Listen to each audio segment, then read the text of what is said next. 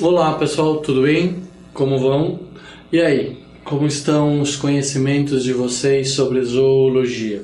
Hoje nós vamos falar sobre o filo Nemateumintes, né? Um filo bastante importante para as questões socioeconômicas, porque são doenças, são causadores de doenças sociais muito graves em países em desenvolvimento, em países ou regiões do globo com baixo nível de higiene, com hábitos mais ligados ao meio ambiente, mas mais descuidados em relação à higiene pessoal, ao contato com ambientes não muito saudáveis, né?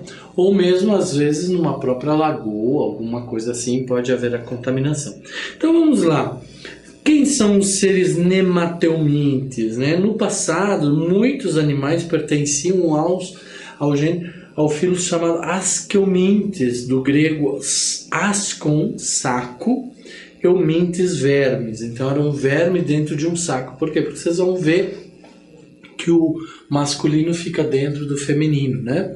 Daquele filo, atualmente, o Nemateumintes é o único grupo de interesse. Então, de todos os Askelmintes, de todos aqueles vermes que tinham uma estrutura de saco num determinado momento da sua vida, hoje, que tem interesse social, econômico, que mereça a nossa atenção, ou que mereça a atenção de segundo os especialistas aqui, que seja importante estudar, é o filo Nemateumintes, que são vermes alongados, cilíndricos, né? E sem divisão do seu corpo, tá? Então, do grego, Nemateumintes significa nemato, filo, mas eumintes, vermes, então são vermes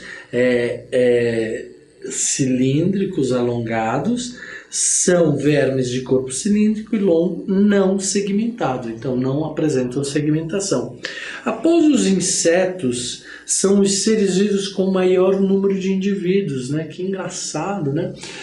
E os insetos possuem muitos indivíduos, possuem muitas espécies. Depois dos insetos vem, então, este filo com o seu maior número de representantes, ou seja, 12.000 espécies em vários habitats, em várias partes do mundo, em várias partes do universo aqui, desculpa, não posso falar universo, mas do planeta Terra, né? Muitos possuem vida livre no solo, na água doce ou no mar. Outros parasitam vegetais e animais, inclusive o homem. Então nós temos dois tipos, um de vida livre e um de vida parasitária. Vida parasitária pode ser tanto nos animais quanto nos vegetais, inclusive o homem, né? Alguns são restritos a habitats, tipo raízes, sementes, secreções de ferimentos de plantas. Então são nematóides específicos que só habitam um tipo de nicho, um tipo de habitat, né? Uma característica muito própria. Se mudar alguma característica, eles já não sobrevivem, tá? Geralmente pequenos ou microscópicos, podendo atingir até 1 metro, que é no caso, né, de vários aí representantes dos nemateumintes. Então podem ser microscópicos, né? Pode ser muito pequenos até de grande porte, tá? Então, características principais: corpo cilíndrico, não segmentado, triblástico, porque possui os 3 tecidos embrionários, pseudocelomados, então o celoma não é bem formado, é um pseudoceloma, né? Protostômios, porque geram a boca em vez do ânus, né? O celoma vai gerar a boca, esse pseudoceloma vai gerar a boca, e simetria bilateral. O que significa simetria bilateral? Quando eu corto o indivíduo, tudo que eu tenho de um lado, eu tenho do outro lado, né? Então ele possui uma simetria bilateral, né? Morfologia, anatomia, fisiologia. Então vamos olhar um pouquinho mais para esses aspectos morfológicos, anatômicos e fisiológicos. O Ascaris lumbricoides, né, ou a lombriga, é um grande representante dos nematelmintes. E é o grande problema da população humana, o grande problema dos parasitas humanos, né? Tá? É um nematóide comum ao ser humano, apresenta aspectos comuns do filo, né? Que seja corpo cilíndrico, não segmentado, simetria bilateral, triblástico, protostômico, né? Longo, com as extremidades estreitas, né? A fêmea média de 20 a 40 centímetros de comprimento, com aproximadamente 6 milímetros de diâmetro, e o macho é um pouquinho menor, 15 a 20 centímetros de comprimento. Então, o Ascaris lumbricoide, que pode contaminar o ser humano, é um parasita do ser humano, tem essas características. A fêmea sempre um pouco maior que o macho, tá? Tanto em comprimento quanto em diâmetro, tá? Como é o sistema de tegumento, ou o sistema de revestimento, e o sistema muscular? Corpo delgado e cilíndrico, afinando-se nas extremidades, já falei isso, é a característica do filo, a característica dos representantes desse filo, revestido de uma cutícula forte. Então essa cutícula é uma camada que protege o indivíduo de quê? De perdas de líquido, de entradas de líquido, de entradas de agentes patogênicos, patológicos, que vão contaminá-lo ou vão causar a morte desse indivíduo. Então ela tem uma proteção de cutícula forte, contendo estriações diminutas, né? Partes do corpo. Parede do corpo possui uma cutícula acelular, então não tem célula, esta cutícula.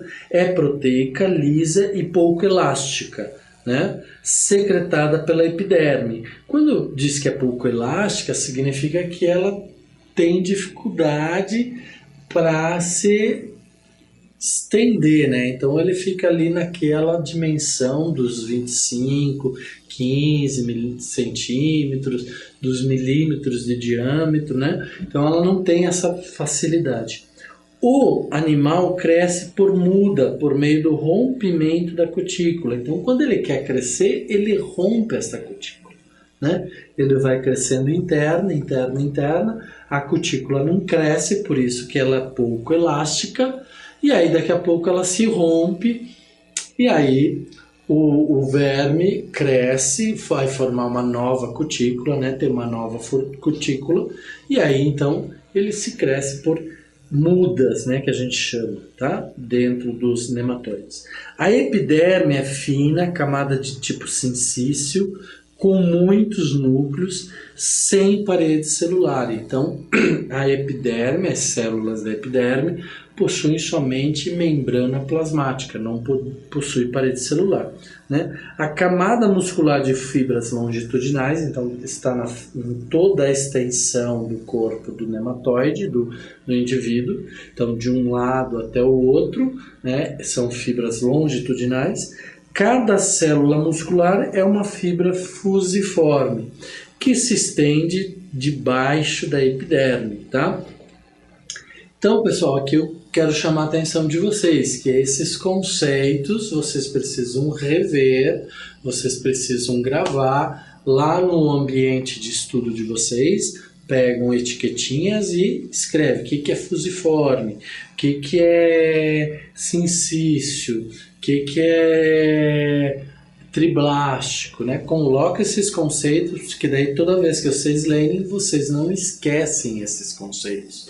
Vocês sabem o que nós estamos falando. Se eu repetir aqui, nós vamos perder tempo na aula, né? Então vamos lá. A camada muscular possui partes longitudinais, né? Então, por quadrantes, limitando os movimentos do corpo a algumas flexões. Então, ela tem quadrantes, ela tem partes nesta camada muscular longitudinal. A circular, ela é de todo o corpo, tá? Internamente possui uma única cavidade, o pseudoceloma, onde os órgãos estão livres. Então, tem como se fosse um túnel, né, o pseudoceloma, uma única cavidade. Então não tem cavidade do coração, não tem cavidade do estômago, não tem cavidade do pulmão, é só uma única cavidade onde todas as estruturas do organismo, todos os órgãos estão ali livres dentro desse pseudoceloma, tá? Então olha lá, nós temos aqui alguns desenhos representando este celoma, né? Representando este nematoide. Então tem uma linha lateral, essa é a fêmea, tem a boca, né? Trilabiada, com 3 lábios, possui espículas. Essas espículas quem possui é o macho, para quê? Para fixar a fêmea no momento da cópula. Então ele lança essas espículas na fêmea e segura a fêmea para poder liberar todos os seus espermatozoides, todos os seus gametas masculinos dentro da fêmea, que vai fazer a fecundação dos óvulos da fêmea, tá? Ok? Então possuem boca triblástica, possui o tubo digestivo, tudo está dentro desse pseudoceloma, uma única cavidade, tá? Tubo digestivo, cavidade corporal, pseudoceloma, a gente já falou. Então, ectoderme, mesoderme, pseudoderme e endoderme formam a camada de revestimento. O pseudoceloma é só esta parte branca aqui, tá? Então, possui boca, possui faringe, possui intestino, mas tudo dentro da mesma cavidade chamada de pseudoceloma. Possui uma cutícula de impermeabilização, de controle de permeabilidade ou impermeabilidade, para evitar aí perdas de líquido ou entrada de muito líquido, né? Tá? E ela é dura e ela se rompe para que o indivíduo possa crescer, né? Possui ânus, né? Possui boca, mas quem gerou lá dos tecidos triblásticos, né? Os tecidos embrionários geraram a boca, não o ânus, né? Tá? E tem o poro reprodutor, então essa aqui é uma fêmea. O macho tem uma espícula, né? Então essa espícula vai entrar, vai fixar no indivíduo e aí vai haver a copulação, né? Então nós temos também o anel nervoso, poro excretor, por onde vai sair o excremento do animal ou o resto da alimentação do animal, e algumas peças bucais aí para digestão de alimentos, tá? Então, o pseudoceloma é preenchido por líquido, que funciona como esqueleto hidrostático. O que é um esqueleto hidrostático? Um esqueleto formado de água, que faz aí os controles das reações químicas, temperaturas, controla também salinidade dentro do indivíduo, tá? Então, ele tem, esse esqueleto é líquido, esse esqueleto não é sólido como o nosso, né? E auxilia na distribuição de alimentos e oxigênio. Então, neste líquido se distribui todo o alimento e o oxigênio dentro do indivíduo, tá? Então, nematóide, né? O pseudoceloma que está aqui, que forma então a cavidade onde estão todos os órgãos e faz toda a distribuição de alimentos e oxigênio. Então nós temos aqui alguns diagramas, alguns desenhos representando, né, os órgãos, os músculos, a musculatura transversal, né, de um lado para o outro do indivíduo, musculatura longitudinal, né? Lembra que a musculatura longitudinal é formada por quadrantes, por partes, né? Tá? Tem a musculatura circular também, que circula todo o indivíduo, para que ele tenha movimentos tanto de dobrar, de se esticar, de se reverter, né? Tá? E tem o poro excretor, glândulas mucosas. Então aqui está uma estrutura. Sistema digestório. Então aqui eu estou trazendo para vocês os sistemas digestórios. Nós temos primeiros animais a apresentar o sistema digestivo ou digestório completo, constituído por boca, faringe, estômago, intestino e ânus. Então quando nós temos boca, faringe, esôfago, intestino e ânus, nós dizemos que o sistema digestório ou digestivo é completo. Se faltar algum desses elementos, então não é completo. Então nós temos a boca, nós temos os dentes aqui, né, que são lábios, papilas, né? Nos parasitas a boca pode apresentar papilas ou lábios, né, então, que nem aqui, ganchos para se fixar, né, e lâminas, né, então são ganchos, lâminas para se fixar aonde? Se fixar na parede do hospedeiro, né, dentes córneos, né, então aqui os dentes córneos, né, para melhor fixação. Então, os dentes, essa estrutura da boca para fazer a fixação e aí, a partir daí, ele consegue sugar o alimento dele, tá? Que entra pela boca, passa pela faringe, vai para o esôfago, dentro do intestino e depois a secreção dentro do processamento do intestino é lançado pelo órgão, tá? Ok? Então, novamente aqui um desenho, então lembrando a boca, que teve origem lá nos tecidos embrionários, né? Depois temos a formação do ânus, então a fêmea, o macho, a diferença do macho é que o macho possui espículas circulatórias para fixação na fêmea, né? E tem a cloaca por onde passa então os gametas masculinos e fertilizam a fêmea, né? Temos uma boca, temos lábios, certo? Então, esse aqui é mais um desenho. Nos indivíduos de forma livre, a digestão é extracelular, né? E a alimentação é de algas líquidas, de plantas, de e matéria orgânica morta. Então, nos indivíduos de forma livre, a digestão é um pouquinho diferente, né? Nos parasitas, a função do intestino é a de absorção. Então, a digestão nos parasitas acontece dentro do intestino. Já nos de forma livre, acontece fora da célula, num processo de transformação química, sofrem umas reações químicas, e aí são absorvidos pelas células do sistema digestório. Pois, então, nos parasitas, o alimento já foi digerido pelo hospedeiro, parcial ou totalmente.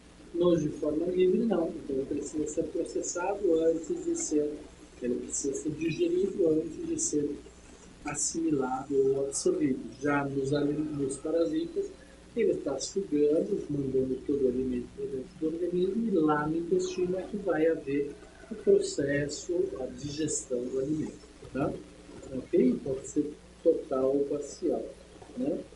Sistema respiratório. Os nematóides não têm. Então, se eles não têm sistema respiratório, eles respiram pelo quem?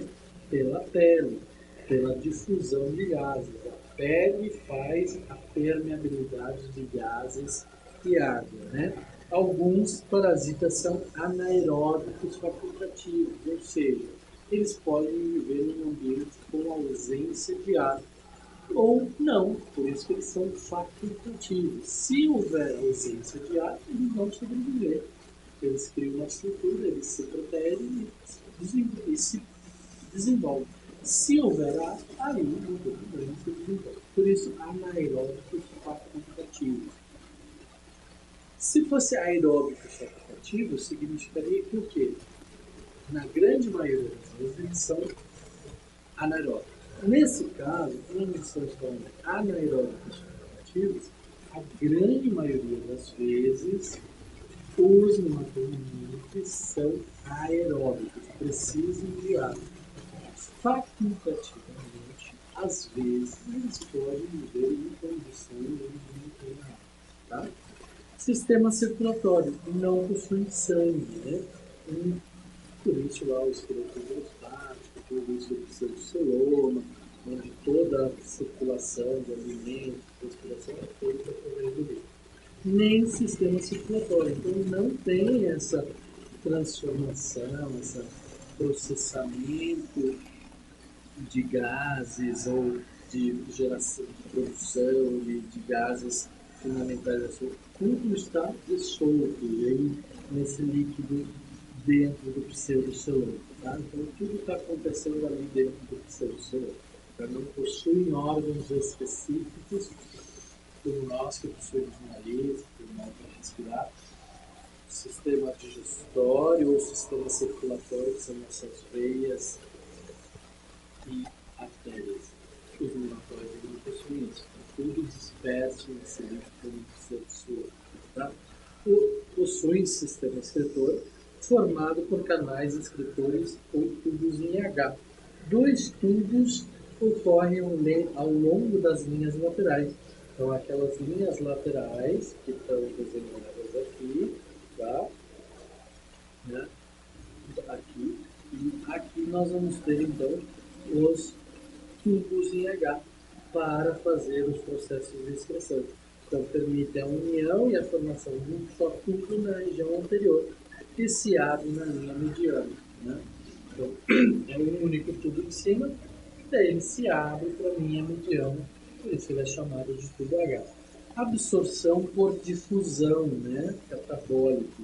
Então, o que eu falei, dissolve o alimento e absorve este alimento, né? Por catabólico, principalmente de amônio, pelas paredes dos tubos e por osmose. Então, lá da água se retira todo o excremento por osmose, né, por difusão, que vai para o sistema excretor e que vai ser lançado exteriormente ao corpo exterior do animal por meio do poro excretor. Tá?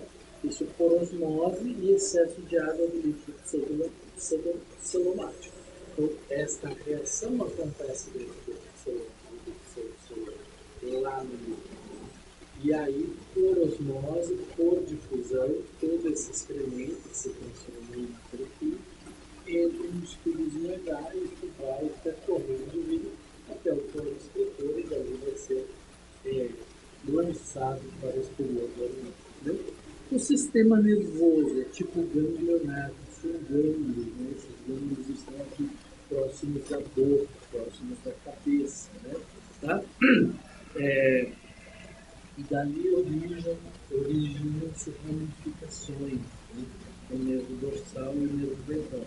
Com o anel periesofasiano, né? De onde partem 6 cordões nervosos anteriores e 6 a 8 cordões posteriores. Tá? Há diversos gânglios de onde saem os feixes nervosos que inervam diferentes órgãos. Tá? Órgãos dos sentidos, né? Localizam-se na superfície do corpo, são chamados anfíbios. Então, anfíbios são órgãos na superfície do corpo que permitem ao indivíduo ter uma sensibilidade sobre as condições do ambiente. Tá? Então, são químicos do corpo, eles percebem as alterações do meio.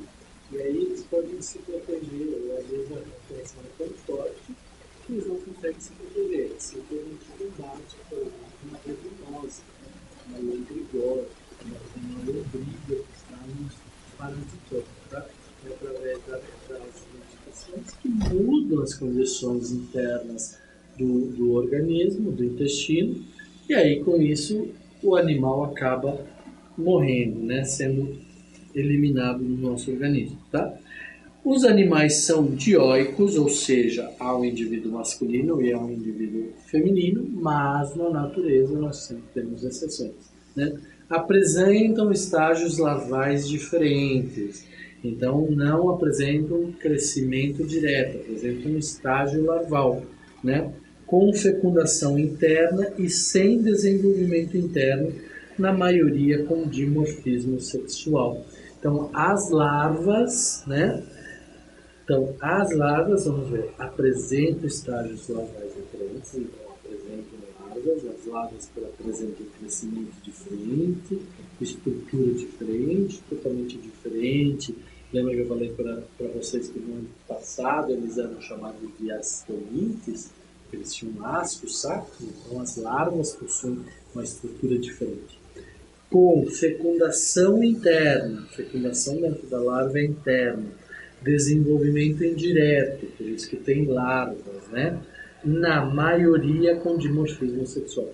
Isto aqui, pessoal, é importante vocês saberem e gravarem, porque mais para frente nós vamos falar do desenvolvimento do indivíduo, que ele percorre dentro do parasita, ele tem fases, estágios de crescimento em locais diferentes do organismo parasitário, tá?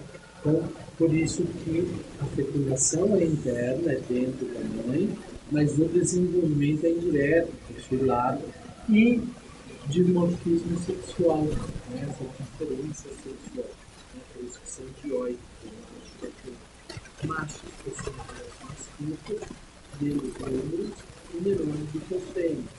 Sua extremidade posterior é recurvada. Possui órgãos acessórios da cúpula para a fixação e velocidade sexual. A espícula do adulto é os machos menores são de 9 anos, possui lado cauda na estrutura circular, né? E possui as espículas para fixar esse vestido.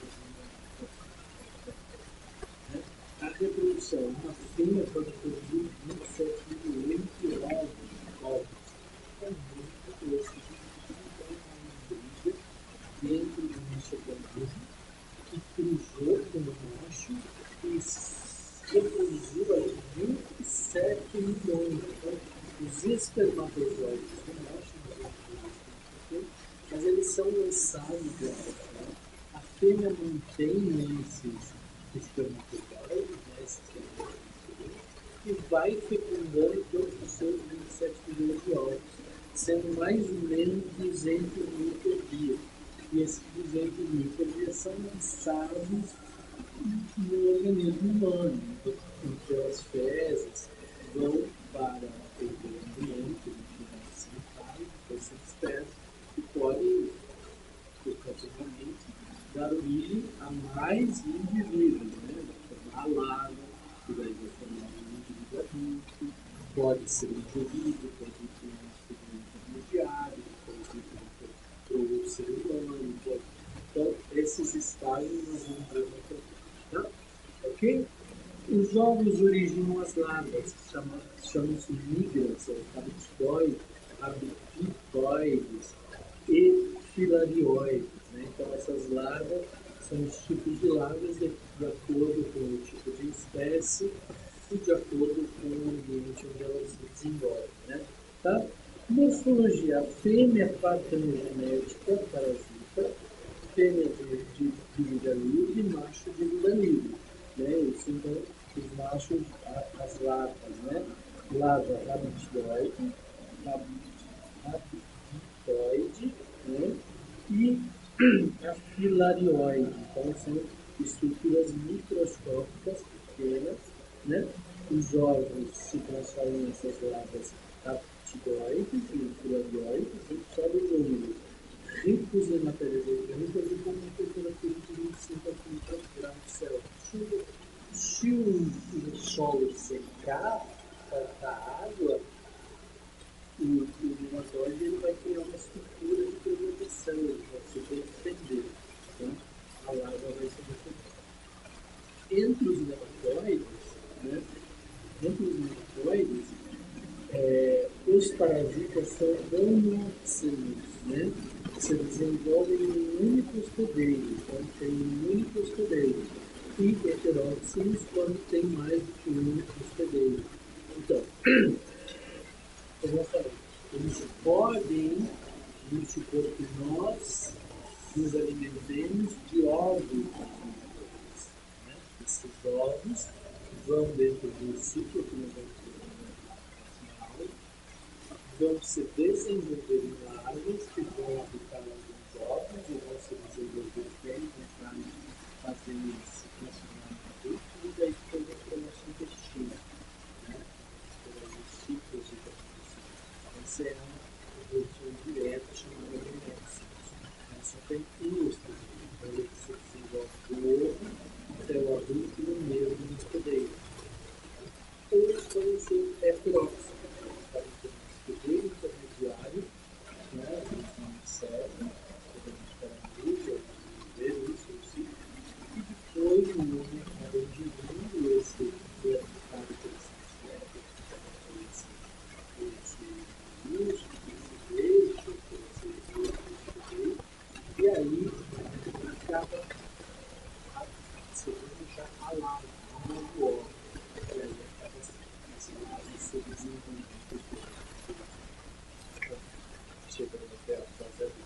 aqui eu tenho novamente para vocês a estrutura da interna, tenho detalhada, dá para vocês pensarem bem, né? Dá para vocês programarem, para vocês entenderem bem direitinho todas aquelas informações que eu falei para vocês.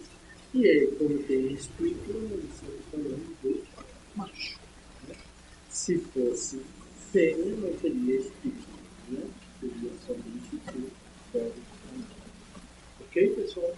Então, nós terminamos aqui essa aula sobre os nematóides. Vamos ter próximas aulas, onde nós vamos detalhar mais aí esse importantíssimo verme social, econômico, que causa muitas mortes ainda nos países em desenvolvimento ou desenvolvidos, mas com condições de falta de higiene, né? E é um grande problema aí socioeconômico em todo o mundo. Ok? Fiquem bem, estudem bastante, revisem, memorizem, conceituem, revejam conceitos, fixem esses conceitos, coloquem lá na parede do quarto de vocês, para, como eu falei, fixarem o conteúdo, e toda vez que vocês lerem um novo conteúdo, vocês vão lembrar do que é aquele conceito. Falou? Um grande abraço, fiquem bem, até a próxima aula.